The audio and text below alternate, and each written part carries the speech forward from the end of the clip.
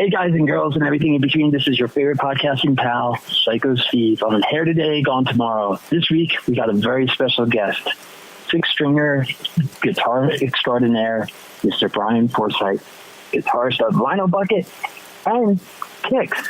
Good day, good evening, good morning, whatever time it is. How the hell are you? Good. Excellent. So, welcome to the show, and thank you for taking the time. I know you're quite busy with multiple projects.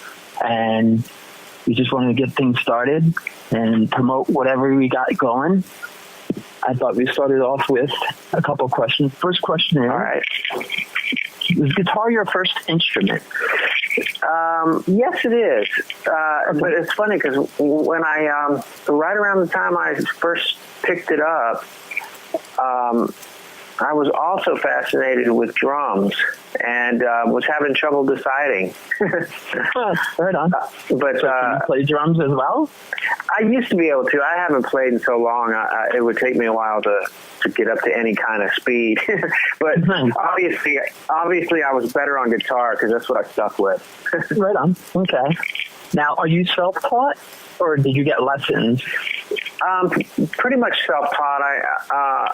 People showed me stuff along the way, and I did take like 3 months of actual guitar lessons at one point when I was in junior high school.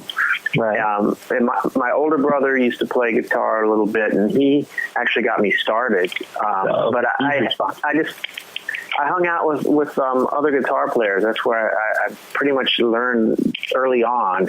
And then after that, it was, back in the 70s, back when there was just vinyl records, right. I'd sit there with an album in the needle and moving it back, like 4 bars at a time and learning guitar licks. That's how I did it. That's so funny. I was just about to ask you, since you brought up vinyl, what was your first album that you purchased?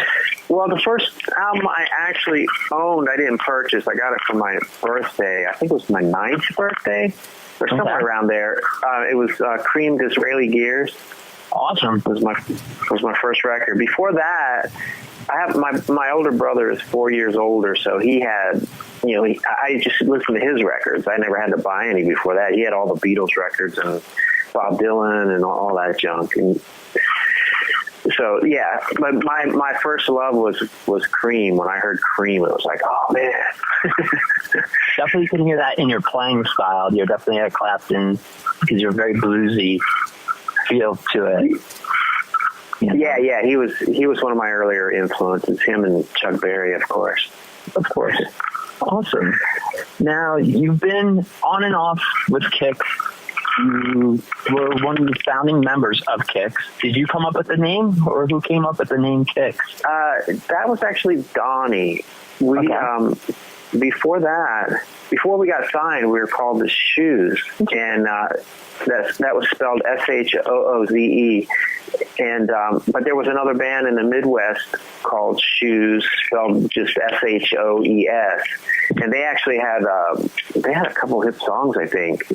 Really? So when it came time to, when they decided to sign us, they said, well, you're going to have to change the name. And we ended up changing it to first the Generators. Okay. And we had that name for maybe 2 months because it was the transition between getting signed and doing the record. And right when we were already done recording, and they were in the middle of putting together the artwork for the record, they ran that name and found out that somebody else had that name too. So right at the last minute, it was like, well, we have to know by the end of the day because the artwork has to go through to get the record out on the release date. And so there was all this pressure, and they said, you got to come up with another name. So Donnie just threw out KIX and said, how about KIX, spelled K-I-X? Because I think he was in a band. Actually, he was in a band called KIX, but it was spelled K-I-C-K-S.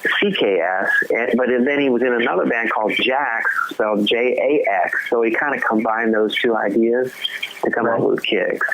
Nice. So that's how he did it. Jax with the great club that used to be in Richmond, in Springfield, Virginia, which you guys have quite a few times too. Yeah, but awesome. I remember when he threw that name out, everybody kind of groaned, and we were like, "Oh man!" But nobody else had any other ideas, and we went, "I guess that's okay."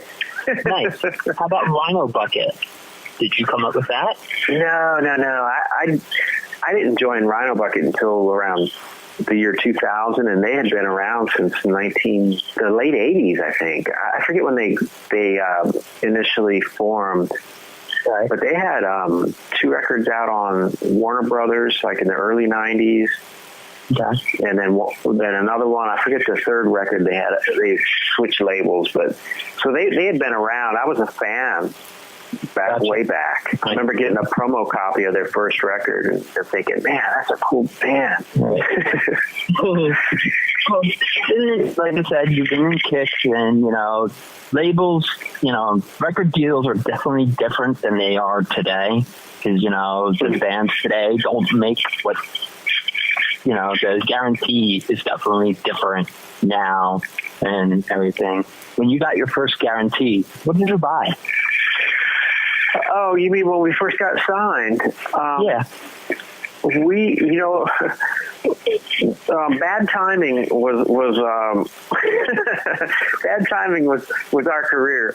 But the year we got signed, they stopped giving out advances for some reason. They had just gotten through that whole payola scandal of the 70s, just that thing had just blown over, and so they were being really stingy with the money around that time we got signed. So we didn't even get an advance. I mean, all they really did was they advanced us the money to record the record. But we didn't physically get it. It was just, they stuck us in the studio and it started running a tab. Okay. And we ended up getting charged back for it anyway. So nice. Yeah, but by the time we got, I'm sure most of the people listening have heard this story, but by the time we got to Blow My Fuse, I think we were somewhere around $2 million in debt because we never got any money, up front, and it was all charged back to us on this big giant bill. It was like it's like when you get signed by a record company, it's pretty much like a loan shark. They loan you the money and then take everything. Wow. I also noticed, I've been a fan of yours for many years. I've also known to see on your Instagram page and also on your Facebook page, you post a lot of pictures of food. I know you go out to eat quite frequently, but do you also cook? Yes, I do. All right, so could we expect possibly a cookbook from you? Because your food looks pretty awesome. Me, I can make really good reservations and burn water. So I'm just like, holy cow. He plays an amazing guitar, and now he's also a cook. Wow. Well, I know I have people asking me that all the time about a cookbook. But you know what the weird thing about my cooking is? It's just like my playing. I'm winging it. I don't measure. I don't measure anything. I mean, if I'm going to bake something, I'll look at the instructions just to make sure all the measurements are right. But when I'm throwing together like a meal, it's just, I get a picture in my head about, well, now I have to picture it. Before I didn't even do that, but now I'm thinking about the photo. So, I try to think of all the different components and what it's going to look like. And then I try to put it together like that. But I'm not following the recipe. Unless it's something weird like, I have to make like hollandaise sauce or something, then I'll Google it and look to see how you're supposed to do it to make it right. All right, because I could see you going on like MasterChef or something, because some of the things you make, I'm just like, holy cow. My brother, I have an older brother, he went to Johnson Wales, and my girlfriend and I buy Blue Apron a lot, and for my kids and myself and her, and she's like, you gotta follow it to the exact, and me, I'm like, I like to be creative like you, not as good as you're cooking, but and try a little whatever, and she's like, you gotta stick to it or it's gonna taste weird, and then me and the boys aren't gonna eat it. And I'm like, so I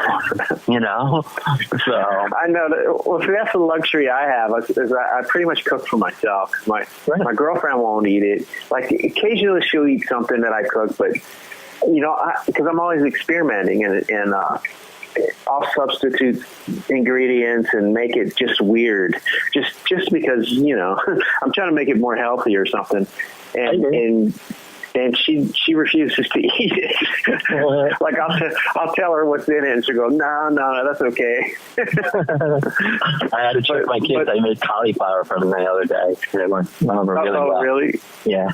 Yeah, I made a cauliflower crusted pizza. I made the crust out of cauliflower. Yeah, that's awesome, right? Yeah, like it doesn't quite taste like real pizza dough, but the next time I do it, I know how to tweak it. Like I'll make it and I'll go, how can I make this better? And then I get this idea, and then the next time I do it, I can make it, improve upon it. Nice. I tell anything if you put any amount of cheese on it, you can make anything taste better. Because that's my weakness is cheese. Cheese, my kids, my chick, and rock and roll. Then we're good. Yeah, I love cheese too. I can go to like the Whole Foods out here has a really nice cheese section. I just go there and just look at all the cheeses. Exactly. I told my girlfriend when I loved her more than cheese, I knew she was the one. So that's how it was. You cut me open. I go to meetings. It's pretty bad. I bleed cheese. So, all right. So getting back to music and everything, do you still own your first guitar? No, not my very first one. Okay. Actually, not my very first two. Actually, no. I still have the third one. Okay. But, and what is that? My very first one was I got around the same time I got that Cream record. It was a K acoustic. Okay. And that's what I learned. That's what I learned on. And then my first electric was an Encore, which is some cheap pawn shop knockoff of like a Gibson SG. Okay. And that one, I didn't have that for very long. And I actually bought it myself. I worked all summer long pulling weeds for a neighbor lady for like 50 cents an hour. And I saved up, the guitar was $36 at the pawn shop. It was used. Wow. Okay. But this was like 71, 69, 70, 71, somewhere around there, real early on. And that's the guitar that when I started taking guitar lessons. As soon as I got the electric, that's when I decided to take lessons because I wanted to learn, because I could play all the chords, but I didn't know how to play lead guitar yet. And I didn't know where to start. So once I got the electric, that's when I decided to do lessons. And my very first lesson, my father dropped me off, and it was only for a half hour. And for some reason, he thought it was an hour. So when I got done, I came down. It was at night. I came down to the street. It was up above a music store in downtown Frederick. When I came down to the street to meet my father, and he wasn't there, so I'm waiting and waiting. And this is back before cell phones or anything, so I can't really just call him. Right. And there's nobody around. The place is deserted because it's like 9 o'clock at night, and I see this little gang of guys coming down the street from like a block away. And I thought, oh, that doesn't look safe. And so I went back in the doorway, and I started to go up the steps, back up towards where the lesson room was. But I stopped like halfway because I could still see the sidewalk. And I thought, well, I'll wait till I see them go by, and then I'll come back down. So I'm standing there on the steps, and all of a sudden they stop at the door, and they open the door, and they're all looking at me, and I'm holding my guitar, and the guy goes, hey, what's that? And I go, that's my guitar. And he reaches up and just snatches it out of my hand. He goes, it's mine now. And they just take off running. And there goes my guitar. So that was my first electric I lost. And that's awesome. But as a result of getting that one stolen, there was another guy. He was my older brother's age that was in a band that I used to look up to. He's a really good guitar player. He used to take me to his rehearsal, and I used to be able to sit there and watch his band rehearse. And his keyboard player had this Gibson Melody Maker that he was looking to sell because he had to make a payment on his keyboards. And so this guy got the guitar from his keyboard player and showed it to me, and it's a 61 Gibson Melody Maker that I still own. Wow. And it's that red one. I used to play it back in the 80s. But back then, when I first got it, it was all original finish. It was sunburst, But being in junior high school, first thing I did was sanded it down.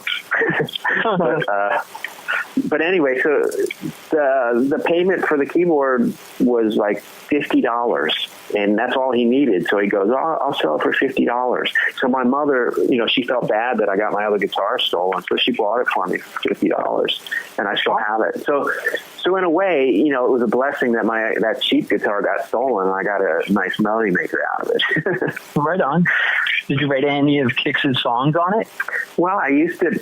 On every record, even from the first record on, like the guitar and the itch, the real jangly guitar is that guitar.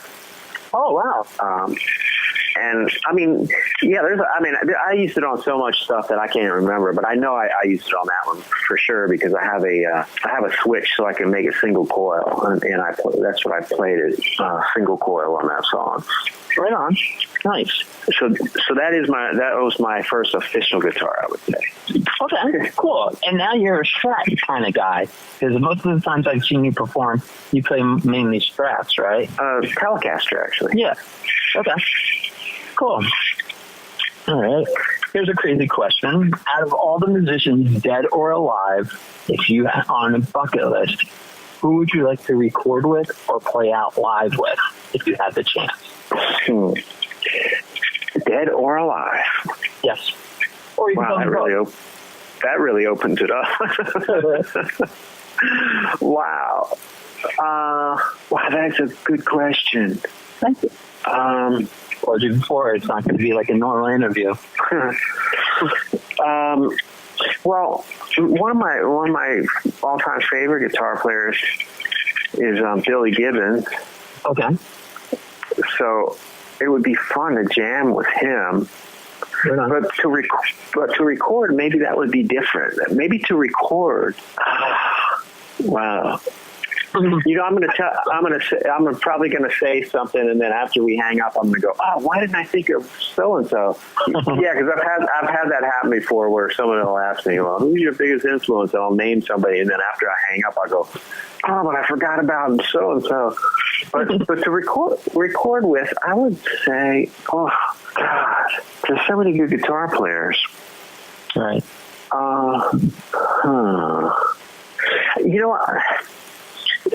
Going with like somebody more modern, it would be fun. Also, it would be fun to do something with like Jack White. Okay, cool. Just because I have this respect for his creativity. I mean, he's not the greatest guitar player, but there's something about him that's kind of cool, and I would love to be around that and see how that works and participate in it. Right. Totally get that. And you mentioned Billy Gibbons of ZZ Top. Now, here's the question about being starstruck. Because, you're a rock guitar legend in my mind and many other people that listen to my show. Because KIX has been around for so many years and everything. Has there been a chance or a time that you were at a venue playing a show or just as a patron and you got to actually meet, say, Billy Gibbons and get starstruck? Oh, yeah. In fact, yes. Cool. I've had the opportunity to meet him a couple times. And the first time was 1981. We opened for ZZ Top for 2 shows. Wow. And we didn't get to see them on the first show. And then the second show, it was in Harrisburg at this place called City Island. So it was they're both outdoors. One was in Allentown at the fair, and then the other one was on City Island in Harrisburg. And so the second one, I thought, okay, I'm going to meet Billy Gibbons this time because, I've been a fan of his forever. So, but the problem was this was right after Cool Kids came out. Right. Because this was early on, and that's I had a Cool Kids cassette. So I thought, well, I'll give him one of my records, but I didn't think that I wasn't that proud of the Cool Kids thing, and I knew that the opening track was Burnin' Love, and I was worried that, okay, I'm going to give him this cassette, he's going to stick it in, he's going to hear that first song, and it's going to get ejected, and that'll be the end of that. But I went to meet him, and for some reason, that night he was sick. He had like a bad cold or something, or the flu, I forget. So he was sort of in his trailer, and people were sort of hovering around out there waiting to meet him. So I walk up there, and his limo driver was there. And his limo driver recognized me, and he goes, "Oh, you want to meet Billy? I'll get you to meet him." And so Billy Gibbons finally comes out of his trailer, and this limo driver just bugs him until you could tell he was getting annoyed. So the only reason he came over and shook my hand was just to get this guy off my back. I mean, and so it was really bad circumstances. It was just this real quick. He just shook my hand real fast, and he even had a pen in his hand when he shook my hand because he had been signing autographs. But the limo driver kept saying, "Hey, this guy wants your autograph," and I was like, "No, I don't want an autograph. I just want to meet him," because I always hated asking for autographs. Right. So anyway, it was just a bad situation real quick, and I walked away feeling like an idiot. But I went back later and knocked on the trailer door, and that's when I handed, I didn't hand him personally the cassette. I think it was his tour manager opened the door. And I said, "Can you give this to Billy and tell him it's from the guitar player from KIX?" And so the guy took the cassette. I don't know if Billy ever got it or what, but you mentioned being starstruck. Right. Years later, this is probably, I don't know how many years ago this was, out here in L.A., I was doing this blues gig because I was playing in this blues band, too, for a while. Right. And one of the guys from, was it the Red Devils, had died.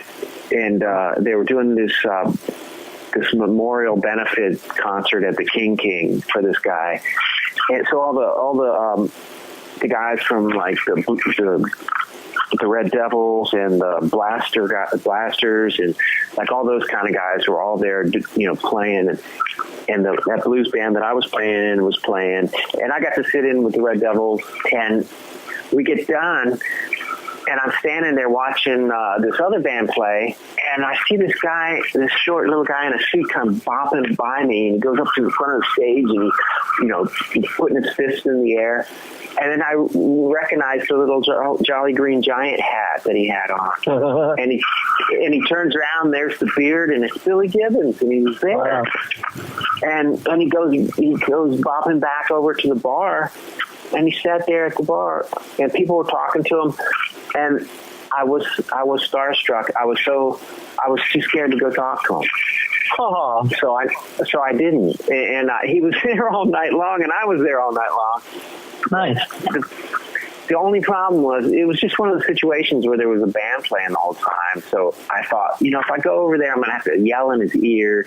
We're not going to be able to hear each other. It's just going to be kind of weird. And so I just never went over there. Oh, okay. So that was a long, drawn out explanation or answer to your question. That's really cool, though. I like that answer. Now that you live in LA, what kind of car do you drive?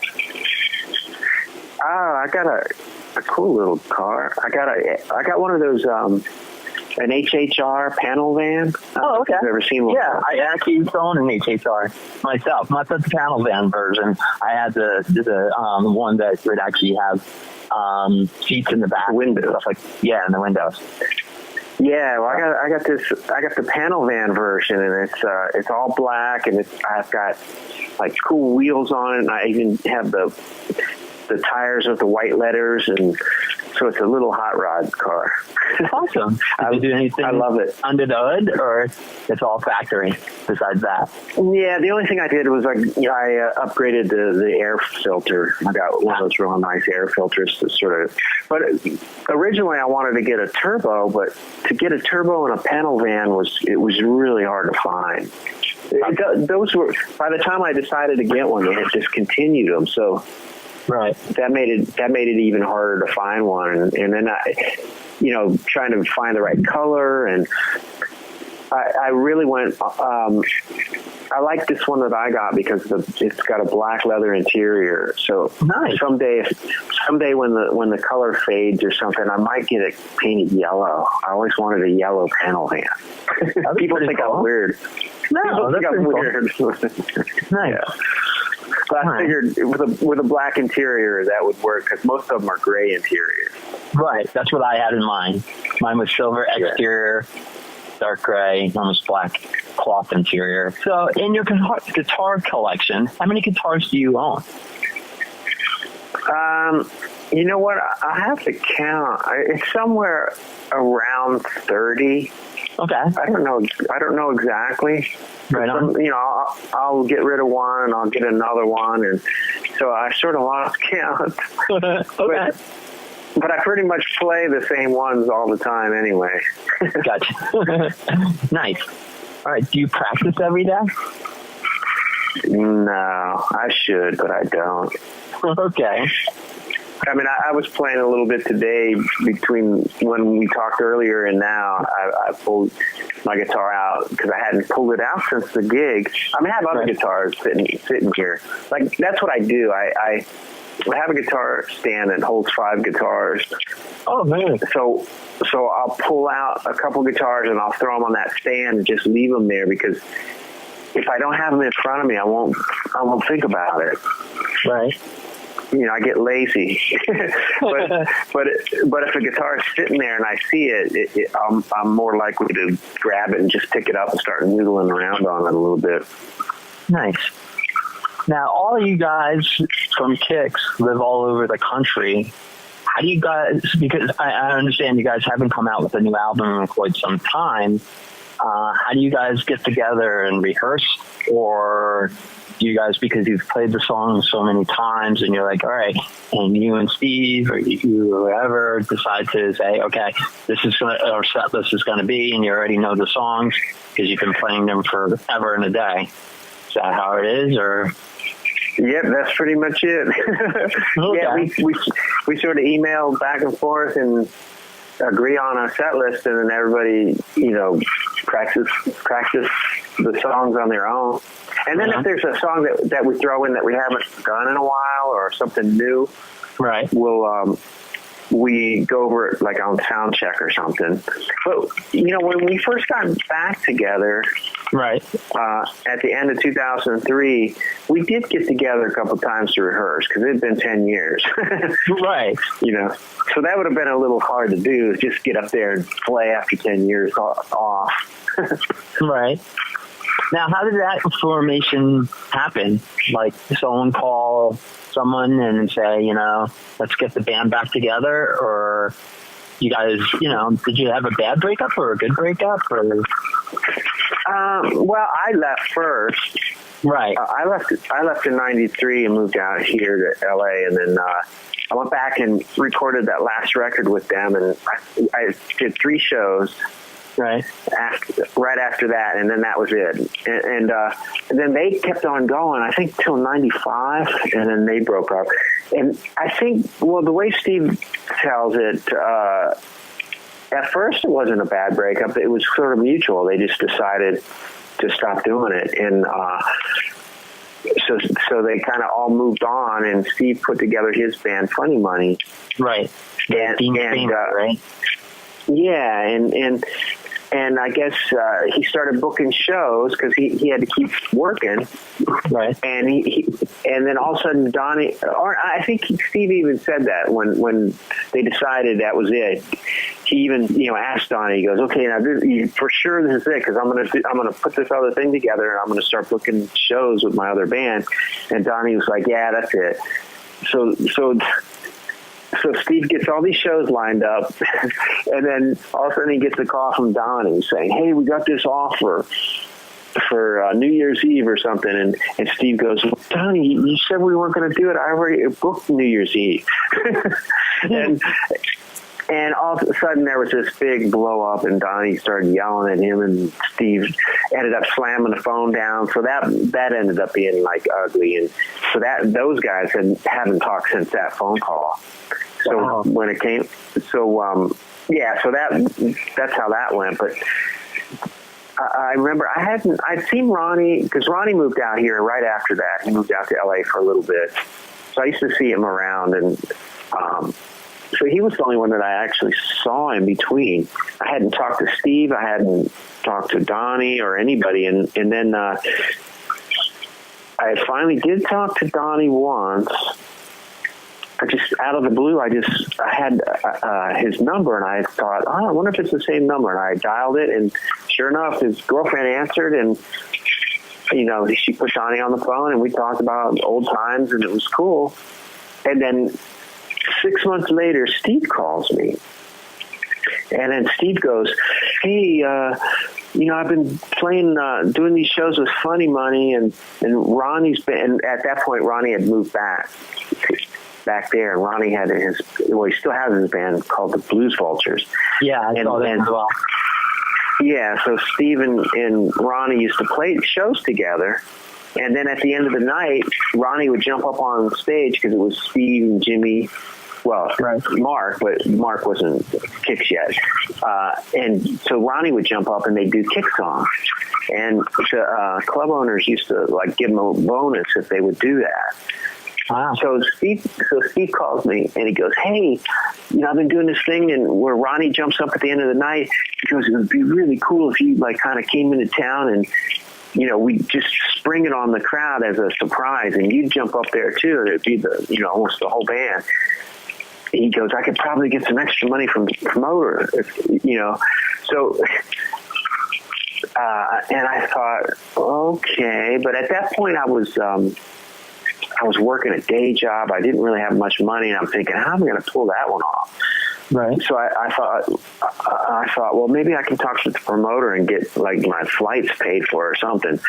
So we tried to do it, and it didn't work out that particular time. But then Steve calls me back, and he goes, he heard that I had asked for, flights and this and that. And he goes, well, why don't we just, he goes, maybe we should just try it, put it back together and do a couple of reunion shows and see, just to make a little extra money and have some fun and just do it, as KIX.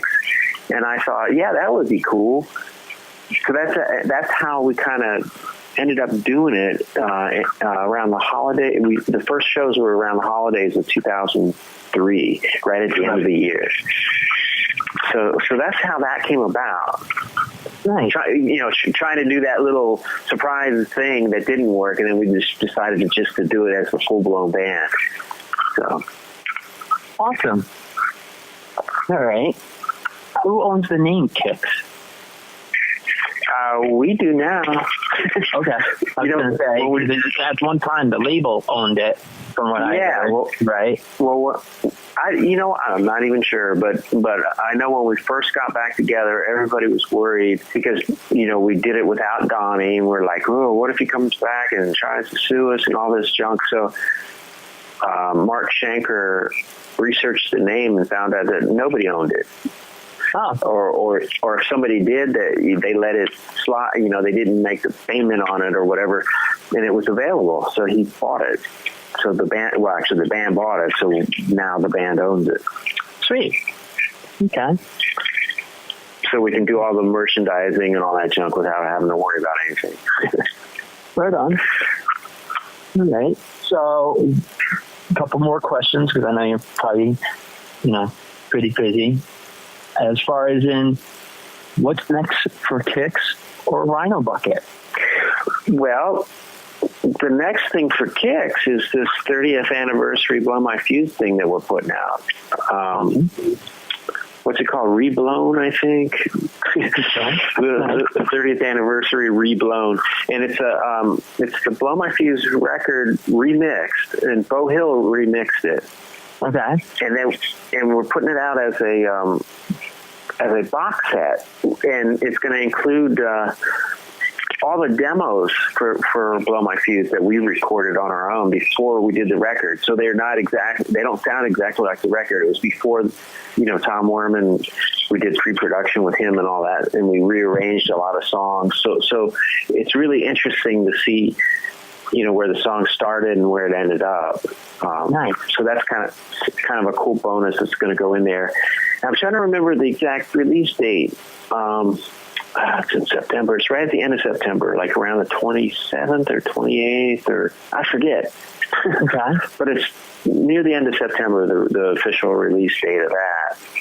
Okay. So that's the next big thing. And in fact, we've been doing the live. We've been doing the Blow My Fuse album in its entirety. That's been awesome. our set list. Yeah, it was a challenge because there was a couple that we hadn't done. Well, right. A couple we hadn't done in a long time. One that we had never done live, which is Piece of the Pie. The only time we ever played that song was in the studio when we recorded it. And in fact, we didn't even record it all in one take. Like I had to keep punching it because we sort of just learned it. So, and there's a lot of guitar licks in that song. So that took forever to get through it. And I remember thinking, once we got it done, thinking, man, I hope we never have to play that one live. And we hadn't until this year. But I remember we just... Right. Huh? I was going to say, you played that live. You did the whole thing for M3, Blow My Fuse. Right. And that was only, I think, the second time we'd played that. We only did that set one time before. So that was really, it was still fresh at that point. And now we've done it for a while. It's sounding better now, but I was going to say about that. Oh, I remember when we decided to try to do the album in its entirety. I remember looking at Ronnie and I looked at each other and we were like, oh no. It's like between Piece of the Pie and Dirty Boys, that's another song that's hard to play live. But now that we've been doing it, it's like anything else. If you practice it and keep doing it, after a while it's not as hard anymore. So we've gotten used to it now. But awesome. yeah. So besides that, people have also asked us about new records. Right. That's sort of that's been tossed around. We've talked about it, but we haven't actually started working on anything yet. And I guess everybody's got their own song ideas and stuff, but we haven't gotten together to do anything. That may come at some point. I don't know when. Right. I just would love to see how you guys would formulate that, since you guys, like I said before, live all over the country. How you get a chance to record it or send you guys email back and forth. I interviewed Joel Hoekstra a couple of months ago, and he was telling me that, David Coverdale flew him and the rest of the band up to his house in Vegas, and they recorded everything right then and there. I was always wondering how bands do it when they live all over the country or different parts of the world and say, okay, we're going to come out with a new album, how we're going to do it. Yeah. Well, the last one we did in 2014, right. That one, I actually, what I did was, because I'm always flying back there for shows, I would just, I'd extend my stay for like a week or so, or if there were 2 weekends with shows, I would just stay during the week and I'd go down to Mark's house because Mark has a home studio. Oh, right on. And we just took everybody's demos to all their song ideas and put them on, put them all together, and I'd go down there, and Mark and I would sit there and we'd sort through all this stuff and pick out this and that, and so it was a long process doing that last record like that, and that's how we started. And then once we figured out which songs were the best ones, well, actually we got Taylor Rhodes involved first to help us with that process, but and then, the rest of the guys would come down to Mark's, and then we'd rehearse on little amps, and that's how we put that together. And then it took a while. It wasn't like in the old days, in the old days, it would still take a couple of months to do a record, it seemed. Right. But this one took about a year, it seems. It was a long one. But it was a lot of pre-preparation, just sorting through stuff. And luckily Mark had a bunch of really good songs that he had co-written with one of these other guys, Rob, that was in Funny Money. But him and Mark had co-written a bunch of songs together that were just sort of sitting around on, that they had recorded. And some of them were just pieces of songs. They weren't whole songs. They were just sort of ideas. Right. So, all that stuff we weeded through, and we picked out the cool ones that, and that was the objective was like, well, this could sound like Kix if we did this. And, so it was trying to figure out how to make all these different, because everybody's songs sounded different. Like Steve has a sound and Mark's songs had a sound. I had a song that I was going to use for Rhino Bucket, but it didn't get used. So I thought, well, that would work with Kix too. So all these different sounding songs, and we sort of tweaked them all so they all sound like Kix. Nice. So when it finally came time to record the actual record, we did most of it at Mark's house. We had Taylor come up from Nashville. It took us about a week to do basic tracks, and then we did. Then we went into a real studio. It was weird. We did it backwards. We played to a click track. Right. I mean, they were drums, but it was just program drum. Right. And we recorded everything to that, and then we took all that into the studio, and then Jimmy did real drums. Right. And then we did a few overdubs after that too. But it took about 2 weeks to record everything, and then it took a little while to mix everything. But so it was. I mean, that's how we did it. I just came down. I basically lived in Maryland or Virginia. I stayed at Mark's house. Right. Some of the time until Taylor came up, and then I moved to a hotel room. But so I stayed there for pretty much a month. Wow. To do this record. Cool. But yeah, it's hard. It would be hard to do it through email because then you're stuck with certain, arrangements. You can't tweak the arrangements when you're doing it that way. Everything's just sort of stuck into this thing. But we wanted to be able to play live and get the live feel and rearrange stuff as we went. And so it worked out. So it was a collaborative effort, though, that you all gave pieces of other things that you've done collaborative in other bands or other projects and said, hey, we can take this part from Rhino Bucket, this from Funny Money, and put our own little spin on it, and that's how the album came about. Yeah, pretty much. That's awesome. That's great. And we discovered that we discovered Mark Schenker is a pretty good songwriter too. So we traded in one bass player that was a great songwriter for another bass player that can also write songs. So we lucked out. That's great. Okay, a couple more questions, and then Rhino Bucket is right now on a little hiatus, or could we expect something from them and you? Well, that it's kind of up in the air. Last year we put out a record, a new record, and which I think is a really good record. And then we did a European tour at the beginning of the year. We did the cruise with Kix, and then we did one last show at the Rainbow out here. Right. It was put on by the Whiskey, but it was in the Rainbow parking lot. And that's kind of like the last show we did. And then George decided that he was going to end Rhino Bucket. That's it. That's the end of it. And I think because he was disillusioned because we put out this great record and nothing happened, and it's a kind of a money losing proposition. Like we can't really make much money playing because we're not on the level of Kix or anything. Right. So it's really hard to even cover expenses when you go out and try to play at that level. But I've heard George say that before, so I'm hoping he'll get bored and at some point go, hey, maybe we could do another show, because I'm all for it. I love playing with Rhino Bucket. I had a really good time with those guys. Good. And never say never, right? Yeah, I'm always open to anything. Pretty much anything. Cool. All right, so how about new bands? What are you listening to now? Like any new bands that really get you? That's a good question too. I like Blackberry Smoke. Awesome. I mean, that's country rock, but I really like those guys. I know those guys.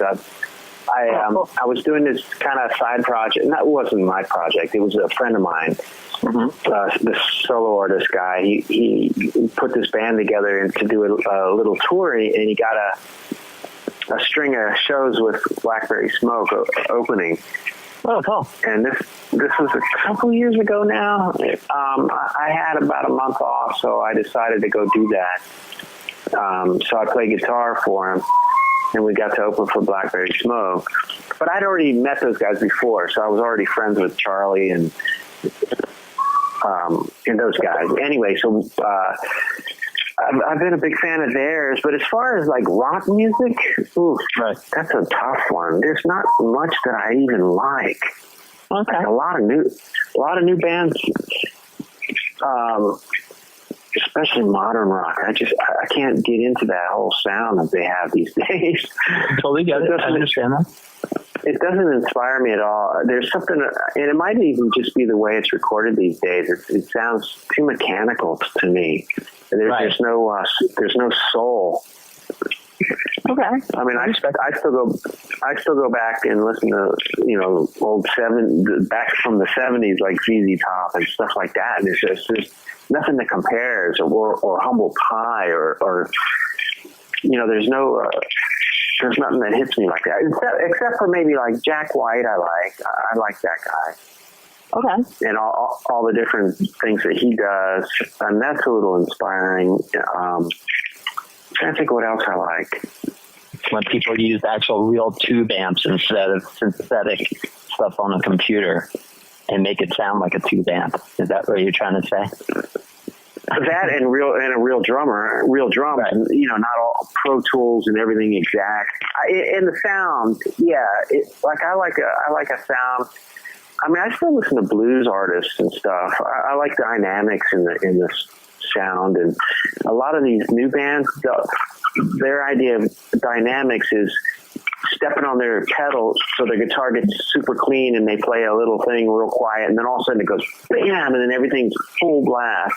Like for the chorus, like just peaked out of, it's just, I don't know, it's just like a wall of sound, and then it goes back down to just one guitar.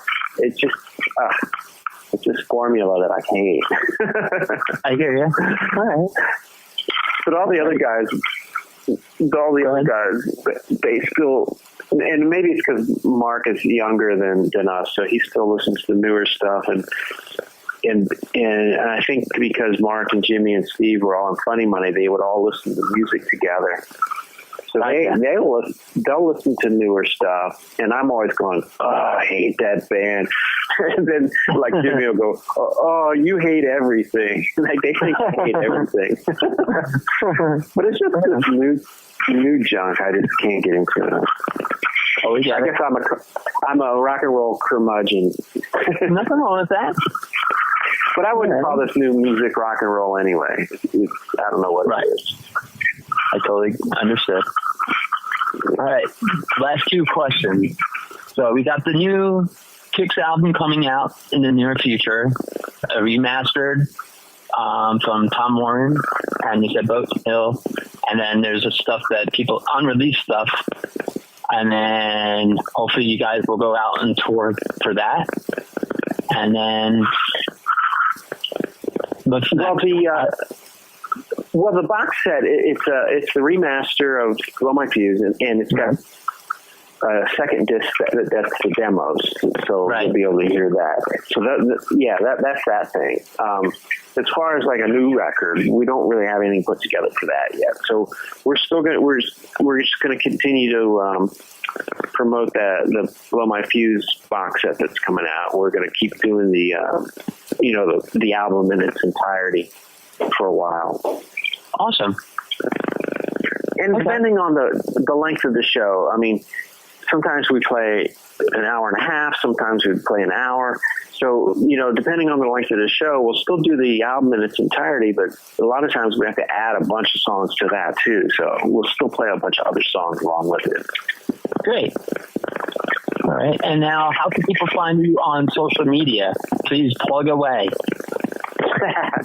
Well, I'm on Facebook, of course, and I've got a musician page called Brian Damage, right? And I've also got my personal page, which is Brian Forsythe, and then I have a personal website, just brianforsythe.com, which I have to admit I never update.